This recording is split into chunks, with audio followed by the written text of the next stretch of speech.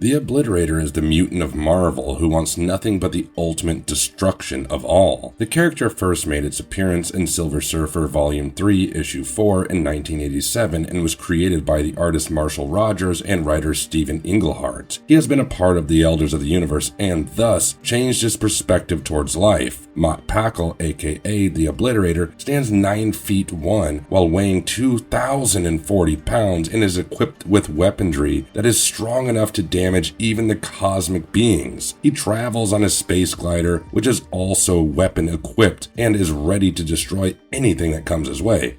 So let's explore how this character evolved into what he is now and delve back into his past. But before we go into our explanation, of course we have a very small request. If you like our content, please support us by subscribing to our channel. This is a very small click for you, but for us, it means a lot. So thank you, and let's begin. Exploring the history of Obliterator, aka Mott Packle. For more than 5 billion years, Mott Packle was part of the universe. However, he was soon exposed to the fact that he was immortal, and this gave him a new purpose for his life. He started hunting down and killing every member of his kind until he was the only one remaining as the last survivor. He made a tool to help him complete his mission because of his fascination with mass destruction. This tool is basically a weapon that is used by the forces of creation itself to annihilate the chosen targets. The Obliterator started searching the cosmos for things to eliminate. He finally came into contact with the Gardener, who is a member of the Elders of the Universe. He introduced the Obliterator to the Elders, who are an immortal race of superhuman creatures. They had a war with death, which led to an agreement in exchange for immortality.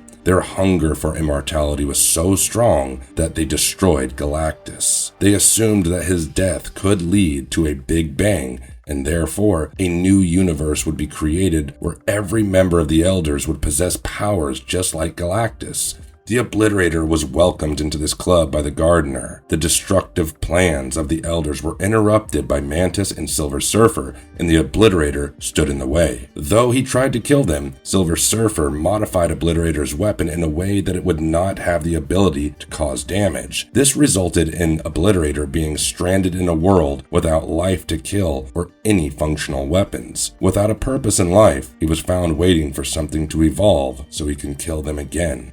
Obliterator during the events of the Contest of Champions. After the defeat of God Doom, the omniversal reconstruction started taking place. The members of the Elders soon traveled to the Battle Realm, where they sensed the recently formed ISO-8's existence and its power, which is yet to be claimed. Each member had their own lust and intention for the power, and Obliterator wanted to kill them all for it. However, Grandmaster decided to take an alternate way. The two immortals, the Collector and the Grandmaster, had organized a deathmatch competition for Battle World, and it was obviously set after the Secret Wars ended. Heroes and villains from different planets were set to battle with their respective intentions, but the ultimate prize remains to be the ISO-8. To determine who would maintain control over the rare and powerful ISO-8, the Contest of Champions took place, hoping for a fresh Omniverse and a fresh supply of power primordial. The Traitor and Obliterator were really pumped up for this fight. The Grandmaster declared the contest, and thus the fight commenced. The 12 picked champions from the new multiverse, and Grandmaster chose Maestro,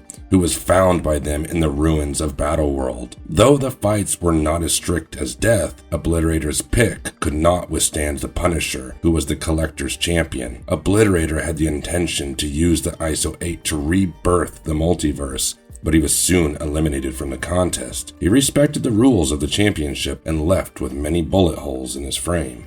Some of his other memorable comic book story arcs. The Elders of the Universe are a group of powerful beings in the Marvel Universe, each of whom is the last surviving member of their respective races and are known for their obsession with a single pursuit or interest. They have appeared in various comics over the years, including Silver Surfer's comics, but none of them is a mutant. Elders of the Universe have known characters like the Collector, the Grandmaster, and the Runner, among others, and they each have their own unique abilities and characteristics. They often come into conflict with one another, and with other characters in the Marvel Universe. Each Elder is the last of their kind, so not only are they extremely powerful and immortal, but they also have been around for billions of years. They have a diverse set of abilities. The exact number of Elders in the Marvel Universe is not specified, but several have been identified and have appeared in various comics over the years. So let's take a look at some of the notable ones. Starting with the Collector. He is an Elder who is obsessed with collecting and preserving rare and powerful artifacts and creatures. Then comes the Grandmaster, who is obsessed with playing games and manipulating reality. Next up is the Runner, in favor of speed and movement. The Possessor is another Elder who is obsessed with power and wants to have immense control over others. The Gardener is more focused on the growth and cultivation of life. Now coming to the Trader, who is obsessed with commerce and bartering. The Champion, who is better at physical competition and combat. The Contemplator, who possesses greater knowledge and wisdom, the Astronomer, who is obsessed with studying the stars and the cosmos, and the Challenger, who is adamant towards proving himself superior to others. But then there is one that never gets mentioned, the Obliterator. How did the Obliterator get removed from the Elders of the Universe, and was he left alone to his own fate? Let's have a look. In Silver Surfer 1987 issue 6, we get some insight into how Obliterator got his name and origin. He was born as Mott Packle and originated from a world that is very similar to Earth 616, the designation for the primary continuity in which most Marvel comic titles take place, and it is also known as the mainstream Marvel Universe. When he was a child, he understood his affinity with the actions of destruction and breaking things, and that he was different from everyone in his race. When he reached adulthood, he did not lose his vitality and looked ageless, and he was called in for tests. After a lot of medical testings, the results came out that he was a mutant and that his body was solely dedicated to one thing, the ultimate preservation of the organs.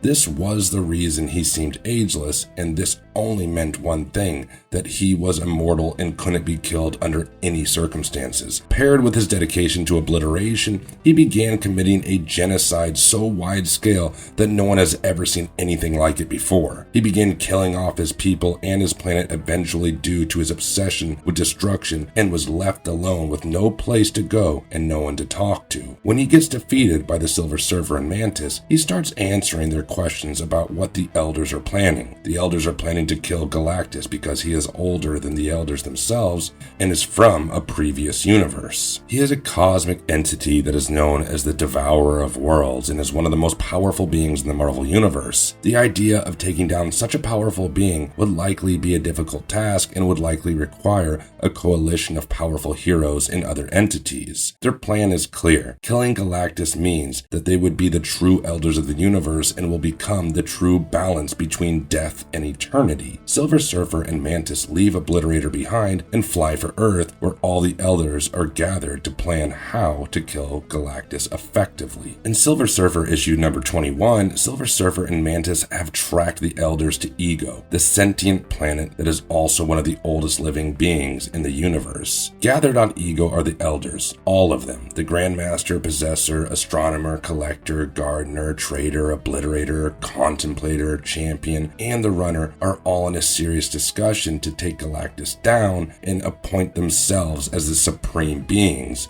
Ego senses Silver Surfer and Mantis on his surface and launches attacks on them. They fight the Elders and try to get away after sharing a long-awaited kiss. In issue number 44, Silver Surfer must team up with Drax, the Destroyer, and stop Thanos from wielding the Infinity Gauntlet to its full capacity. In his monologue, Thanos briefly mentions the Elders and says that there is none in this universe or the other that can truly take him down now. But Mephisto looks at the scene unfolding from his crystal ball and accepts the challenge with a sinister look, saying that now the world will know how far someone can go to get what they truly want. What makes him so powerful? Obliterator is a skilled designer, and he designed the weapon by himself that helped him in his mass destruction. He is evil, powerful, and also immortal. And you already know this cannot get any better. After he became part of the Elders of the Universe, none of his siblings nor he himself gained the privilege of being immortal. He possesses ultimate superhuman strength, agility, and vitality, along with excellent regeneration powers. He can form a connection with the original energy of the universe to supply power for his tools and weapons. And that's not all. He also uses several other weapons that can knock down even the strongest. From heat tracking projectiles to fire generators, he even used gas spray and beam throwers that can cause massive damage to the opponent. He can also fly 1,000 times the speed of light, which would definitely help him cut down on some traffic time on Earth if he didn't have the intention to wipe out every living being. Though the being's creators are not yet to be discovered, this old and catastrophic juggernaut's thirst is only quenched after he annihilates anything that breathes. And with that, we come to the very end of our video. And if you liked this video, tell us about the top 3 abilities that the Obliterator possesses that you think are really cool down in the comments below. Don't forget to smash that like button, and we will see you in the next video.